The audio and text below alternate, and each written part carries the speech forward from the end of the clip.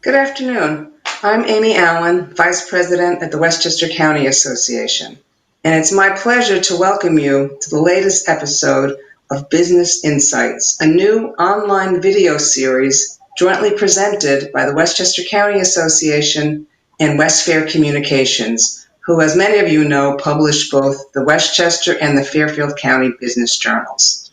I am extremely excited about today's show. We have assembled an amazing group of healthcare experts who will share with us some of the cutting-edge scientific and medical and clinical research happening right here in our backyard. We are so fortunate here in Westchester to be home to so many world-class healthcare and life science institutions. From an economic perspective, it is far and away the most important sector in our region, providing over $18 billion in economic impact and employing well over 50,000. Not to mention the enormous positive impact on our collective health and well-being. But before we get to the show, I want to take a moment to thank the WCA Platinum Partners, without whose support we could not bring you programs like this one. It is now my pleasure to introduce Dr. Robert Amler, Dean of the School of Health Science and Practice and Vice President for Government Affairs at New York Medical College. Dr. Amler will share some of the extraordinary work underway at the college and will serve as moderator for the remainder of the show. Dr. Amler? Well, thank you, Amy. And let's face it, everyone, we are all doing our best to protect against COVID. But still, everyone is asking, what have we learned so far? When will vaccines and treatments finally be here? The answer to both is research. And a lot of research, not surprisingly, is happening right here in Westchester. It's my privilege to be your moderator this afternoon, and we are all in for a treat because we have some excellent presentations coming right up. If you look at the screen, you'll see on my screen to your right is Dr. Rachel Grisham. Dr. Grisham is from Memorial Sloan Cancer Center in Westchester, where she is an expert on ovarian cancer and many other types of malignancies and their treatment. Dr. Donald Chen, who is hospital epidemiologist at Westchester Medical Center and WMC Health. And Asha Meller, Northwell Health's Northern Westchester Hospital, where she is a supervisor for clinical research. We will get on to our excellent panel in just a few minutes, but first, I will give you a quick overview of where we are, and there you see again our panel. I just need a moment to bring my slides back.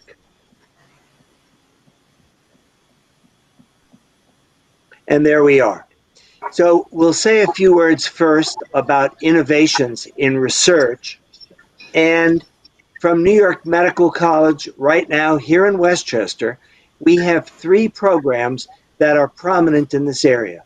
The BioInc Incubator that starts up small firms with innovative ideas in medical drugs, in new vaccine candidates, and even new medical devices and medical apps. The Center for Disaster Medicine, which does regular, ongoing research, service, training, and education in response and preparedness to all sorts of disasters, not just biological emergencies like the current one. And then finally, we sponsor some specific research and clinical trials right now in concert with many of our partners.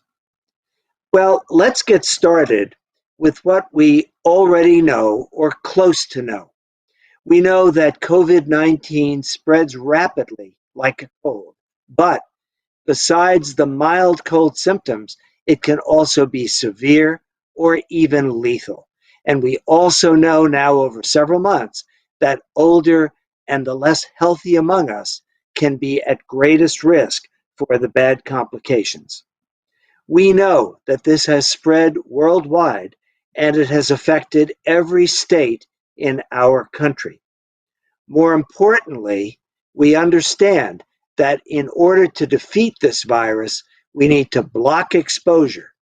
We need to treat the disease when it happens. And most importantly, we want to prevent disease. But without technology, there's not much we can do of a top-notch nature. All we can do is basic common sense things, such as social distancing, hand washing and sanitizer, keeping hands off your face, avoiding coughs and sneezes, staying home, quarantine, isolation, etc.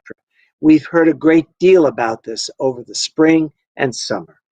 And if you think about it, with these techniques, we're not much better off than our predecessors were for centuries, going back as far as the Middle Ages and more recently in the 19th century, always hoping for something better than for this mom having to walk the floor all night with her sick baby. But in the last 100 years, we've developed life-saving technologies, and that's the topic for today.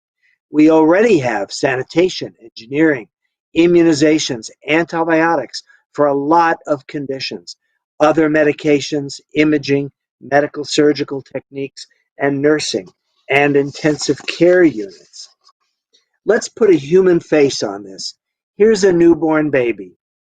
This newborn baby in 1900 had a 30% chance of dying in the first year of life, dying before the first birthday. But the same newborn born today has a better than 99% chance of living. And that's all because of technology. Here's an example of something that worked and worked well. You may think that half an ml of liquid, just a tenth of a teaspoon of liquid, 1/2 ml, can have a worldwide impact on humanity. And in fact, it did. Before this 1/2 ml was available, this is what we had in a Los Angeles hospital in 1952. It's about 2 generations ago, but the same hospital surge threat existed when large wards were filled with iron lungs and people in those iron lungs trying desperately to survive the ravages of polio, which paralyzed you from the waist down and sometimes from the chest down so that you could not breathe. But with that 1/2 ml developed in the mid-1950s, injected into the arms of children and adults, we were able to conquer polio. And once it was out there, people lined up in parking lots and around blocks, just like we expect they will when a COVID vaccine comes out. And worldwide, the same phenomenon has occurred. Did it work? Boy, it sure did. Here's what the world looked like on the left in 1988. You can see that the US and Canada and many of the Western countries were already free of polio.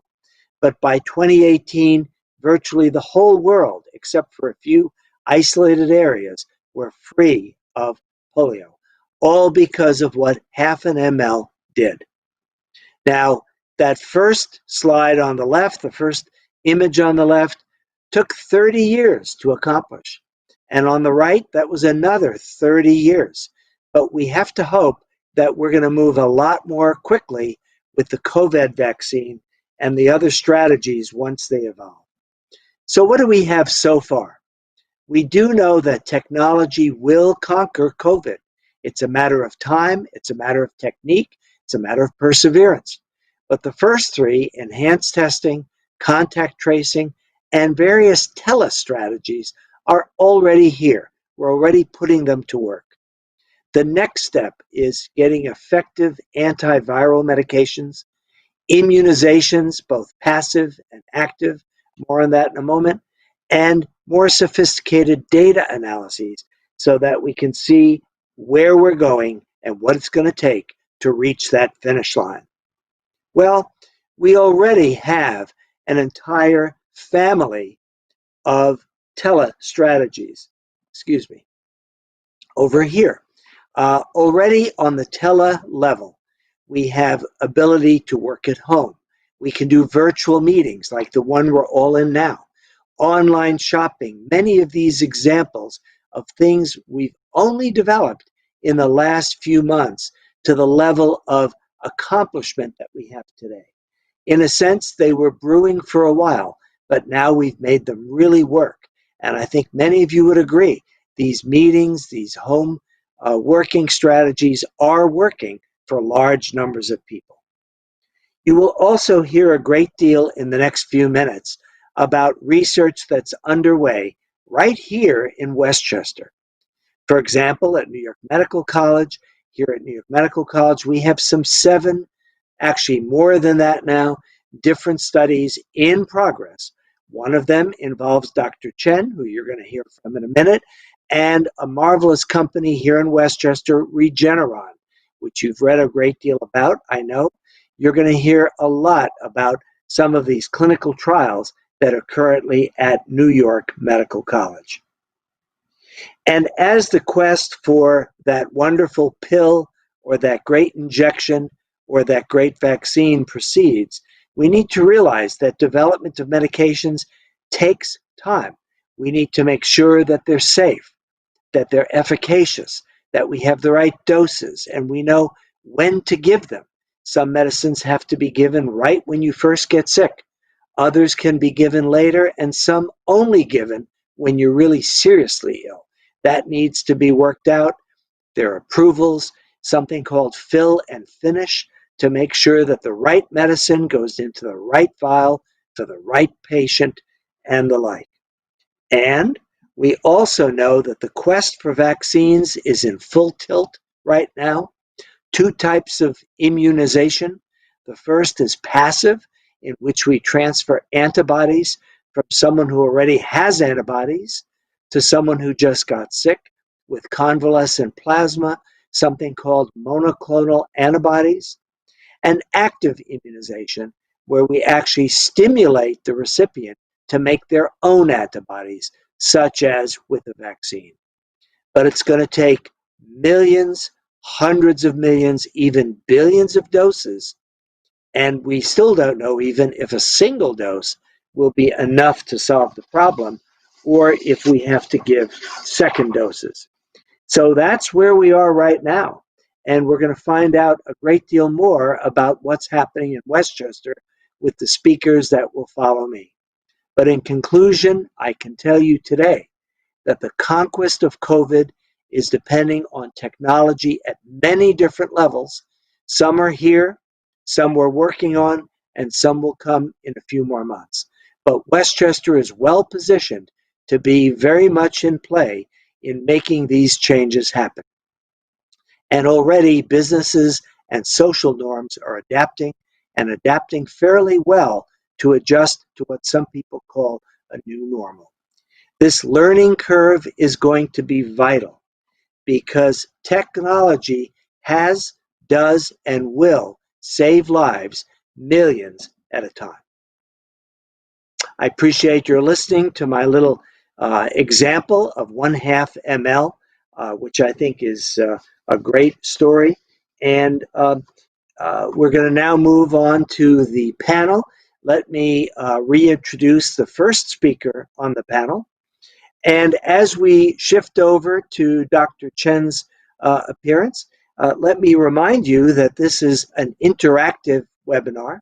And so if you have questions, if you'd like some clarifications, you can post them at the bottom of your screen below the video, and we will be reviewing them throughout the webinar, and we will select and post some of the most relevant questions for our panelists.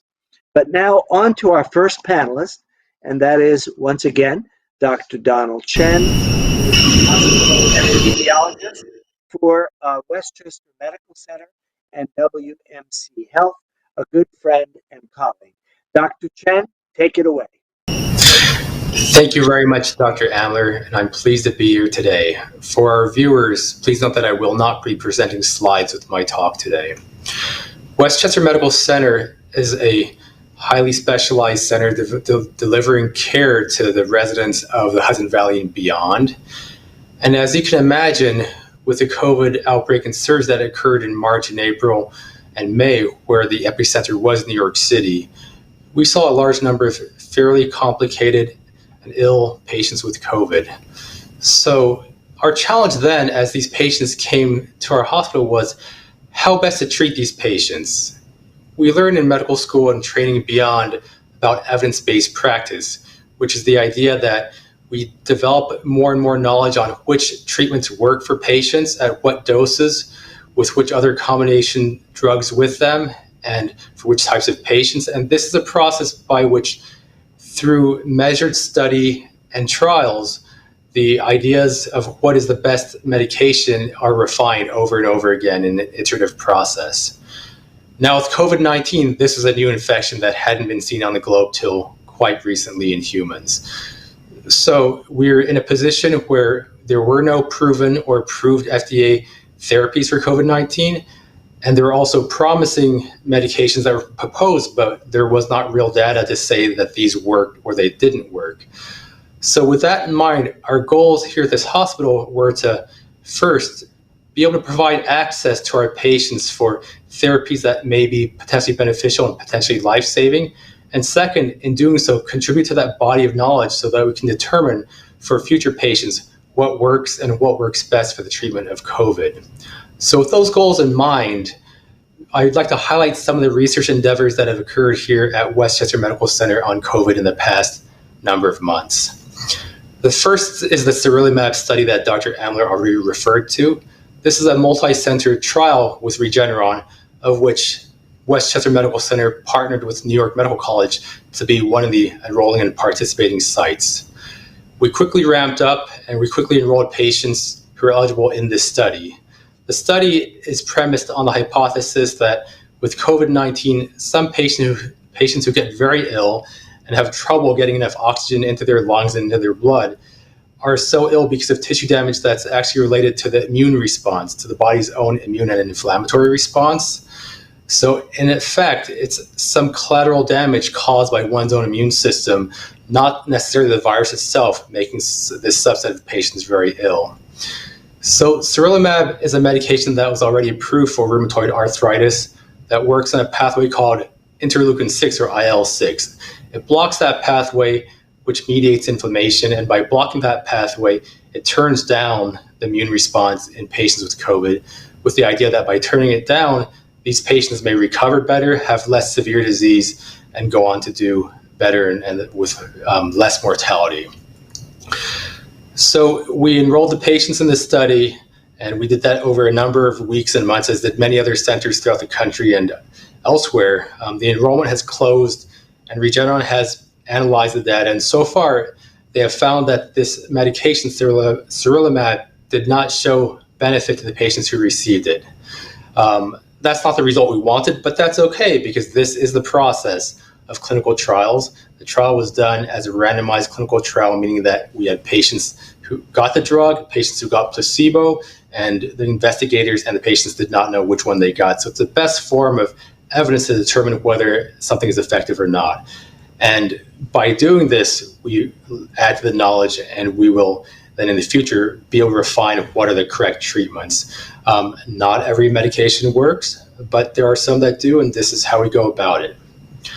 The next study I want to talk about is also for therapy. It's for convalescent plasma. Dr. Amler has referred to this. It's a passive transfer of antibodies by taking a fraction of the blood of a recovered COVID patient that's rich in antibodies against COVID, and then administering that to patients who have the COVID disease, with the idea that these antibodies will then attenuate the disease and help promote recovery and prevent more severe disease. We participated in a nationwide expanded access program so that our patients could receive this antibody transfer in the form of plasma.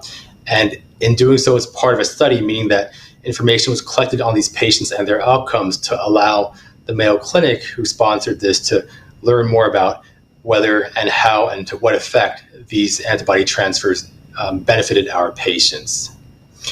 There are other studies I'd like to talk about and other contributions that have been made at Westchester Medical Center.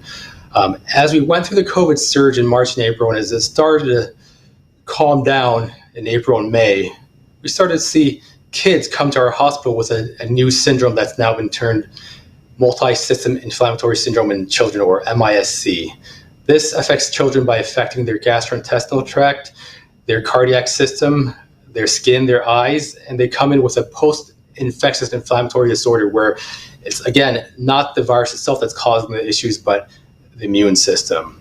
We saw a number of these patients, and our astute clinicians picked this up, and they have contributed to 2 seminal articles published in the New England Journal of Medicine describing and characterizing this new syndrome. These 2 articles dealt with a series of children from New York State with MISC, as well as a series of children from the United States with MISC.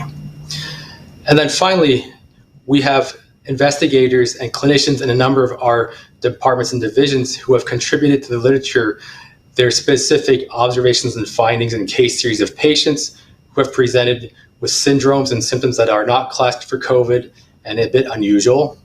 And we also have individuals in our departments who have contributed to the literature in their techniques and methods they've developed to help keep the staff safe in performing specialized procedures in patients with COVID-19. So I'm proud to say that we have been a contributor to furthering the field of COVID-19 research, and that in doing so, we've been able to take care of our patients, provide them access to medications that are potentially beneficial, and contribute to the knowledge so that future patients with COVID can benefit and receive the best treatments available. Thank you very much, and I'll turn it back over to Dr. Amler. Thank you, Dr. Chen. Very insightful comments, and so important that we're looking at this syndrome in children as well, which we don't really know enough about quite yet. So very, very important work, and thank you. Our next panelist, Dr. Rachel Grisham, as I've mentioned before, is an expert in female reproductive cancers, but especially ovarian cancer. She is at Memorial Sloan Kettering Cancer Westchester, which most of you are probably already aware is part of the overall Memorial Sloan Kettering system based in Manhattan, but with very significant facilities now in other locations, including, as I understand, 2 in Westchester. And Dr. Grisham is going to speak next. Dr. Grisham? Thanks so much, Dr. Amler, for the introduction. Yes, my name is Rachel Grisham, and I'm Associate Attending Physician of Gynecologic Medical Oncology at Memorial Sloan Kettering Cancer Center. There, I'm the Section Head of Ovarian Cancer Treatment and the Director of Gynecologic Medical Oncology at MSKCC Westchester. MSKCC Westchester is one of our largest of our 6 main regional sites, and where we offer medical oncology, radiation oncology, procedures through interventional radiology, surgical oncology, as well as multiple supportive practices such as dermatology, psychiatry, acupuncture, pain management, and of course, chemotherapy infusion, blood transfusions, phlebotomy, and access to our clinical trial network. Over the past few years, we've seen a trend in our patients wishing to be treated closer to home. And in order to provide them with the same level of care at our regional network as at our main hospital in Manhattan, we have developed a system where our regional network really mirrors the same level of care that we provide at our main site in Manhattan. We have many of the same oncologists practicing at both sites, the same surgeons. We have centralized radiology, laboratory testing, and also a centralized clinical trial team so that patients can enroll on clinical trials across our regional network. With the surge in COVID-19 in this past spring, there was, of course, an increase in patients wishing to be treated closer to home. At MSKCC Westchester, we've worked really hard to welcome those patients and allow them to receive their treatment in a safe and efficient fashion closer to home. Our first efforts when the virus first hit were to make sure that we could provide for the safety of both our patients and our providers while allowing them to receive the treatment that they so urgently need for their cancer. We very early on adapted a universal face mask policy requiring both patients and providers to wear face masks at all times when inside, as well as providers wearing face shields or face goggles whenever interacting with patients. Our visitor policy has evolved during the time of the pandemic, at one point allowing all patients to come in alone, and now allowing for visitors in specific situations, really with the emphasis being on having as few additional people on site as necessary to safely provide care to our patients. We have screening health checks for all of our patients prior to arrival in clinic, and all providers fill out a virtual health check every morning before reporting to work. We've quickly built up our testing platform to allow us to efficiently use testing. We have an RNA PCR test, which is processed internally, with results generally returning within 12 hours. We use this to screen, of course, any of our symptomatic patients, as well as patients with recent exposures, as well as patients undergoing procedures, surgery, or being admitted to our hospital. We also screen our inpatients to prevent spread of nosocomial infection and also allow this testing to be used to screen our providers. The expansion of telemedicine has allowed us to successfully triage those patients who can be treated successfully from home without having to report on site. But of course, when the virus first hit, those patients that really needed chemotherapy for treatment of their disease were left with a lot of questions and uncertainty about was it safe to receive chemotherapy for their cancer with the new virus. There's been different data from China and other institutions that have reported mixed results as to the impact of chemotherapy on outcomes in patients with COVID-19. We, of course, wanted to learn more about this so that we could provide our patients with the most up-to-date information and so that they could make informed decisions about whether to receive treatment for their cancer. In order to address these issues, our group at Sloan Kettering has reported on 2 recent studies based on our patient population and shown what we've learned about how COVID-19 affects those patients on chemotherapy for cancer. The first study that I'll discuss was published in JCO in August of this year. This was a retrospective study of 309 patients treated at Sloan Kettering who had confirmed COVID-19 that was diagnosed between March 8th, the date that our first patient was diagnosed, and March 31st of this year. These patients were compared to a matched population of 917 of our patients at Sloan Kettering without COVID-19. We found that the mean time from start of symptoms to development of severe or critical event in those patients who had a severe or critical event was 12.6 days. 33% of the patients had received cytotoxic chemotherapy within 5 weeks of their COVID-19 diagnosis. We found no association between chemotherapy within those 5 weeks and the development of severe or critical illness. The number of patients who received immunotherapy in this study was small, 18 patients, but there was not associated with severe or critical illness. Patients with hematologic cancer such as leukemia and primary lung cancer, cancer originating in the lung, as opposed to cancer metastatic to the lung, were associated with development of severe or critical illness. We also published a separate study, which was published in Nature Medicine in June, which looked at a larger population of our patients. This study looked at 946 patients treated at Sloan Kettering between March 10th and May 7th of this year. Similar to other studies, age, cardiac disease, hypertension, and chronic kidney disease were correlated with severe outcomes. However, receipt of chemotherapy or major surgery within 30 days before COVID-19 diagnosis was not associated with a higher risk of complications. In this study, which looked at a larger number of patients, treatment with immunotherapy did predict for both hospitalization and severe disease. This remains an active question as there have been some conflicting reports and a heterogeneous population of patients treated with immunotherapy. Immunotherapy is commonly used to treat primary lung cancer, which in itself is a risk factor for developing more severe side effects from the virus. It's a question we're still working to more efficiently answer. Luckily, COVID-19 amongst our pediatric patients with cancer did exhibit a milder course, consistent with reports in children without cancer. Really, our takeaway message is that it is important that we have continued diligence with masks, hand washing, social distancing to avoid the spread of COVID-19, both to our families, but also to our most vulnerable populations.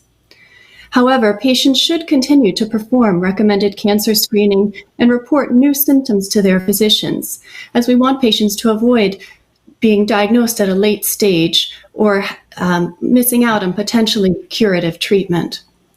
Available data thus far from MSKCC does not show an association between receipt of chemotherapy and worse outcomes with COVID-19. Thank you.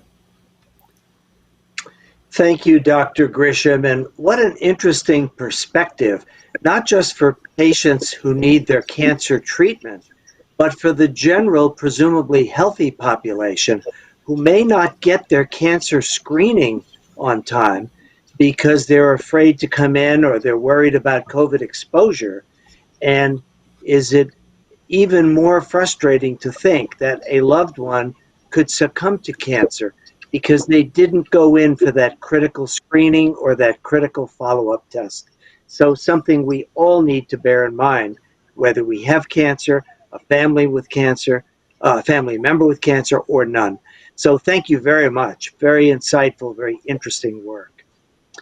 Our third panelist is Asha Miller, who is in charge of clinical trials for a very significant community hospital branch of Northwell Health. We all know Northwell Health, a very large health system in the New York area, I believe the largest in the state, and probably in the Northeast. And Northern Westchester Hospital, one of our really excellent community hospitals, just a little bit to the north of the county. Asha Malor. Hi, thank you so much, Dr. Amler. It's my pleasure to be here. I'm Asha Miller, the Administrative Director of Clinical Research here at Northern Westchester Hospital. Unlike my fellow panelists, I'm not a physician. I'm more on the operations and implementation side of things. When COVID-19 hit New York, all of Northwell's research efforts pivoted from other disease states to COVID-19. We stopped opening non-COVID trials, and non-critical studies were placed in a holding pattern so that we could free up the research staff, the institutional review board, the contracts department, the clinical trials office to focus solely on getting COVID-19 studies up and running. For already active studies, non-treatment visits were done as televisits or by phone. We restricted on-site monitoring for the trials that were still open. And we worked round the clock. The FDA even met with some of the Northwell team on a Saturday to make things happen very quickly. The first study opened within the Northwell system was sponsored by Regeneron Pharmaceuticals, as we all know, is based here in Westchester. That study was able to be opened within 4 days from receipt of the protocol to being open for enrollment. Northwell went on to open several other studies using remdesivir, tradipitant, famotidine, convalescent plasma, which we've heard about, mainly at Lenox Hill Hospital, North Shore University Hospital, and LIJ. We were able to, with this new streamlined system and the amazing leadership from Northwell and right here at Northern Westchester Hospital, we were able to get 3 of those trials here to Westchester and up and running in a span of 8 days. Normally you have weeks, sometimes months in advance of a study opening to train the other departments involved, laboratory staff how to process the samples, and you can, sorry, my slide slipped. We also normally train the nursing staff and the pharmacy, and we had 8 days to get that all done, and we managed to get it together. So the 3 trials that we brought up was the MATCH study, which looked at a combination of hydroxychloroquine, with famotidine or just hydroxychloroquine on its own. The Expanded Access Program, and the Odyssey trial, which was looking at tradipitant to treat the inflammation and improve the symptoms. One of the biggest challenges we came across was just how to manage the consent process for trials. We wanted to get as many subjects into the trials as were willing and who qualified, but that we needed to be very concerned about contamination. You know, they sign the consent form. That consent form is now contaminated. It needs to be put in biohazard bags and handled very carefully. Normally, it would be immediately scanned into the electronic medical records. So we had to find ways around that. Also, if you're consenting somebody who is intubated or critically ill and can't consent on their own, in a normal situation, you can usually find the family members either at the bedside or in the lounge, or they can come to the hospital to sign a consent in person. And because of the no visitation rules, we were not able to do this. So we had to come up with new processes. There were three-way phone calls followed by informed consent being emailed, signed, returned, scanned back, or sometimes even a photograph being taken of it. So it really was a great challenge for us to get all that done.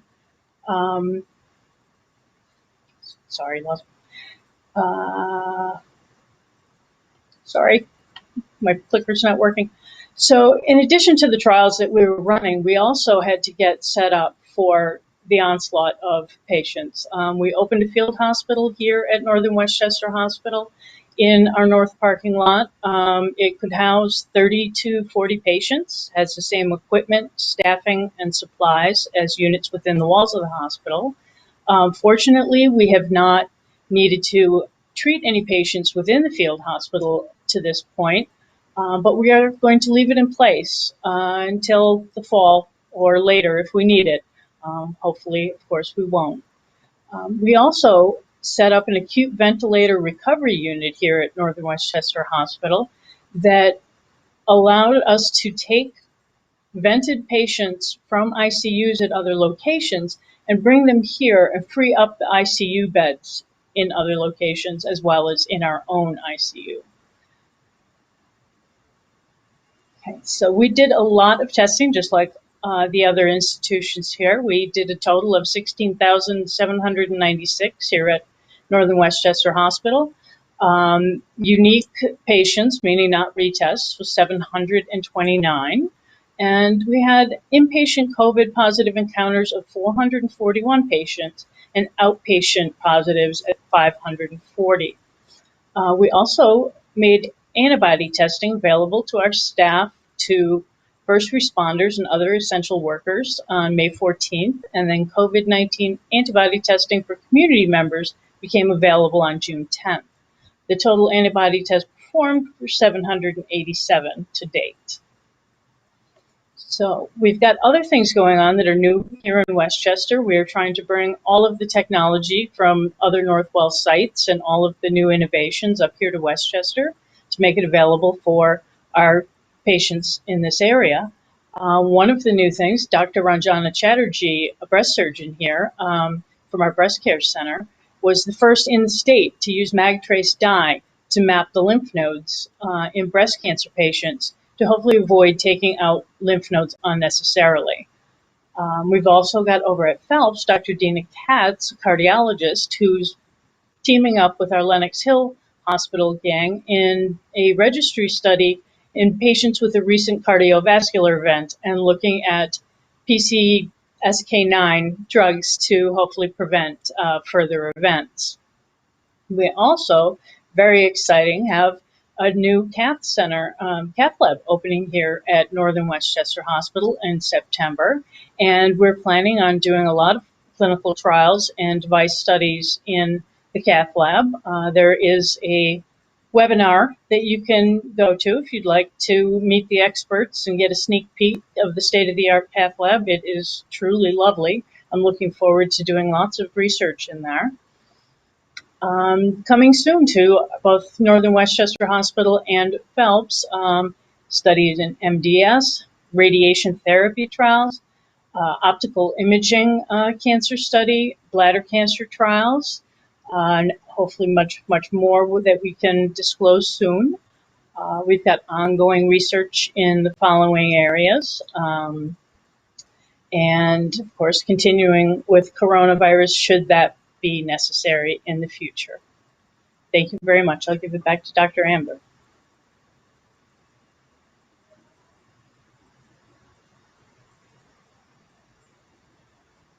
The presentation so interesting that research continues for COVID, but also for a wide variety of other diseases.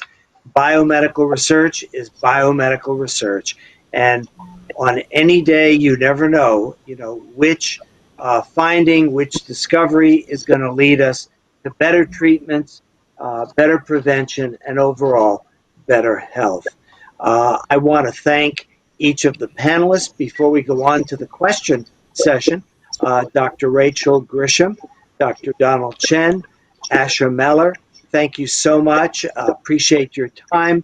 And Dr. Chen, since you were the first panelist, first to speak, can I present a first question? And before I do, is there anything else you were going to add that you didn't have a chance to mention? No, thank you. That's fine. Great. So the first question really is, since we recognize that COVID-19 is still here, has not disappeared, what do you feel are the major research needs at this particular juncture in time? Well, thank you for that question. I think the main need and the game changer would be something like a vaccine to help it go away or get down to very low levels worldwide. In addition to that, there's also a need for more studies on treatments that are effective to give us more of an armamentarium to treat this infection.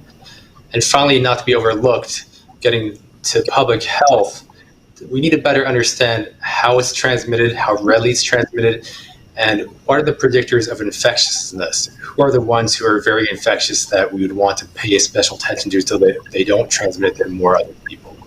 Thank you. Thank you for that. And Dr. Grisham, next question for you. Do you still have, a lot of people want to know about clinical trials, do you still have therapeutic oncology clinical trials open and adding patients currently in the Westchester facility of MSKCC? Thank you, Dr. Amler, and thank you for the opportunity to be here today. I've loved listening to everybody's presentations and so informative. We do. The vast majority of our therapeutic clinical trials are open and enrolling patients. It's been very important to us to keep those going so that we can provide the best care possible to our patients. We have, of course, made modifications to allow for patient safety, such as e-consenting and decrease of unnecessary visits, but it is our goal to keep those trials up and running. Well, I'm sure that's good news to a lot of people who want to know what's available out there. So thank you for that response. And speaking of clinical trials, Asha Meller, you mentioned earlier that your outside tent is still up and could be still operational, if I understand correctly. So do you think we might have a resurgence of COVID? And importantly, will you have new trials up and running if there is a resurgence? If there is a resurgence, which we of course all hope we don't see, we are ready for whatever comes at us. Depending on where the science is at the point where there is a resurgence, if that happens, we will open whatever new trials we think our patients can benefit from. We're ready for it. We've got the technology and we've got the equipment in place, and we're going to do everything we can to help patients get into trials and find treatment. Good answer and good news again for people who are watching. Dr. Chen, back to you. The next question. With respect to research and innovation, what made for successes at your institution at Westchester Medical Center? What made for successes here are actually quite similar to the points that Asha covered, which is that leadership and others in the hospitals and the IRB realized the importance of these studies and how they needed to start very quickly. So these studies were expedited in a similar fashion to as Asha described at her institution. But furthermore, it wasn't just the leadership, it was also the commitment of all the individuals here. Many people stepped up to do whatever they could to participate to help move these projects along. So I would say it was really a team effort, and it was a commitment of the people involved, recognizing the need at hand. Thank you. Thank you. And Dr. Grisham, the next question, again, kind of a tough one.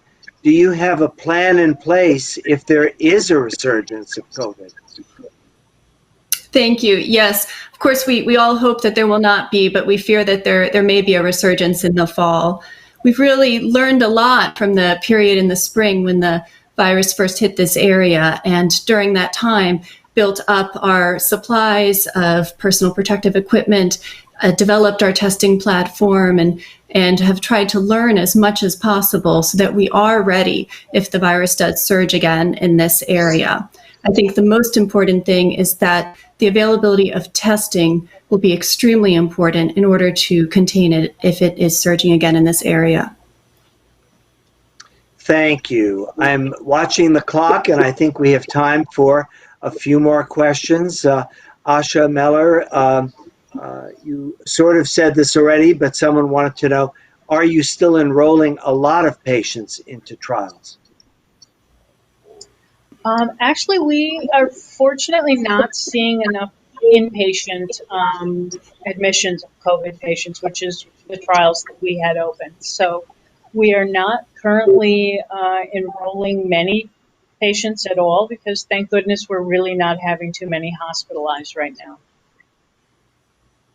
Thank you. And now I see we have some additional questions that just came in from the audience, and this one is posted. I'm going to pick on my fellow epidemiologist here, Dr. Chen. Can you comment on the concept of herd immunity?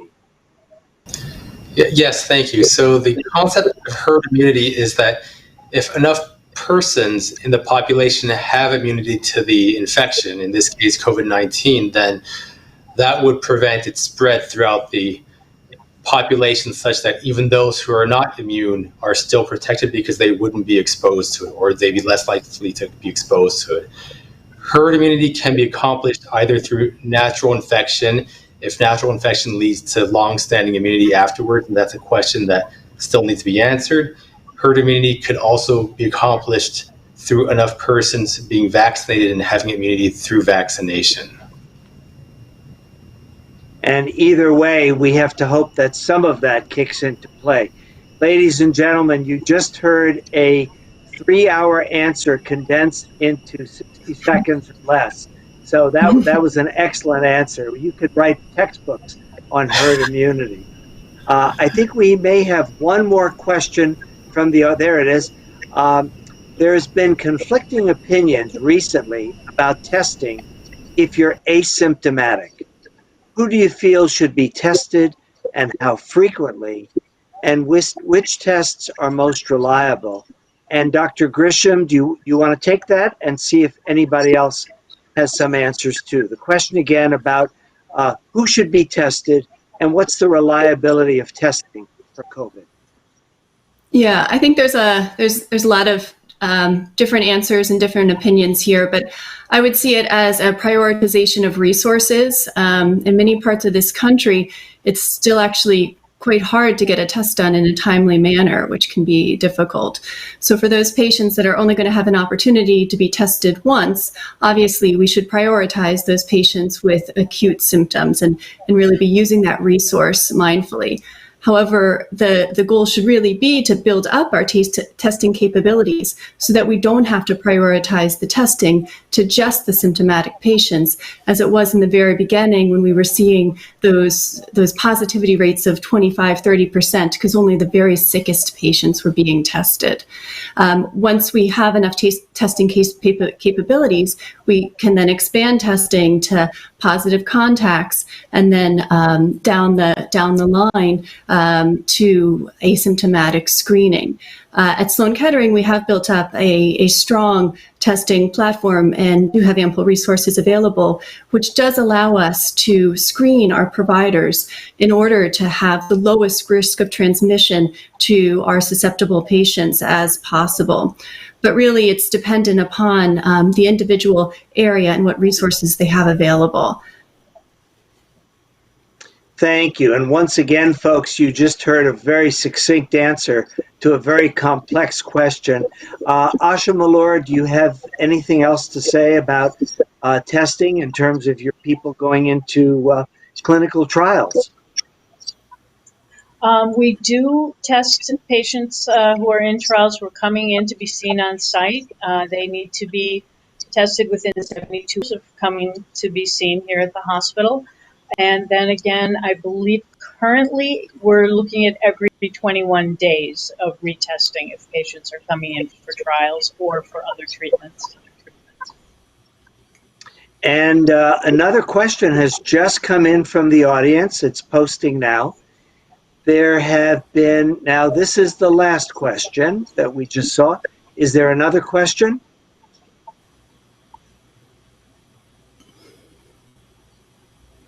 Not seeing it yet. We'll give it another minute. Okay, I'm told it's coming. It's on the way. Wait for it. Wait for it.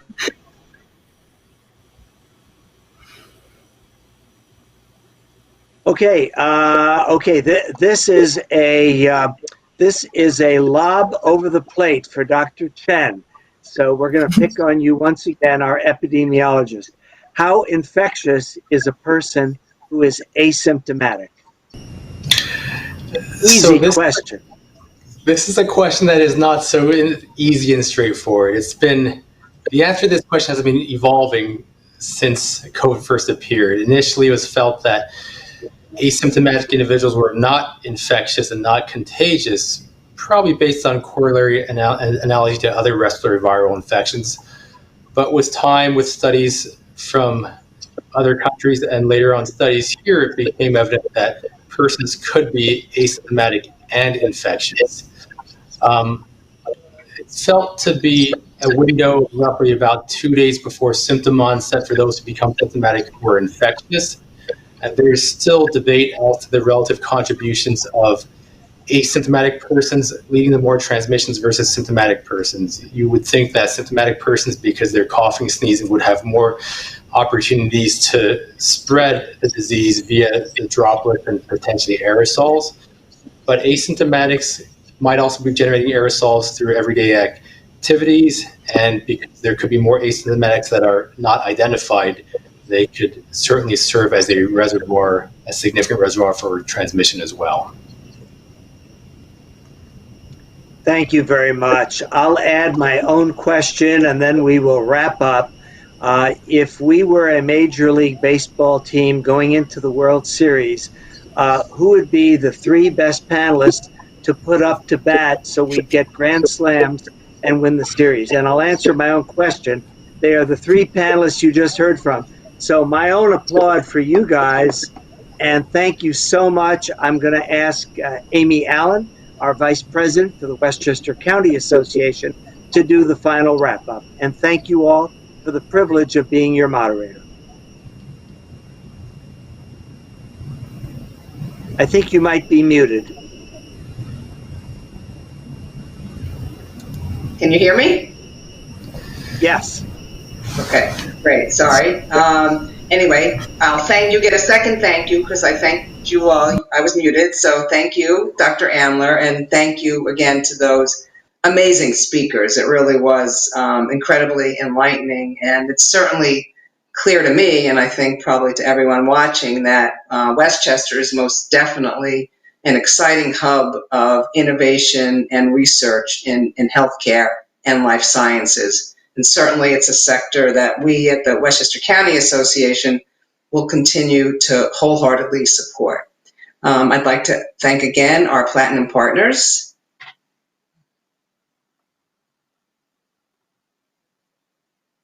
And as with all of our virtual programming, this one will be available on demand through our LinkedIn, Facebook, and YouTube channels. So once again, thank you to our panel and thank you to all who are watching. Be well and stay safe.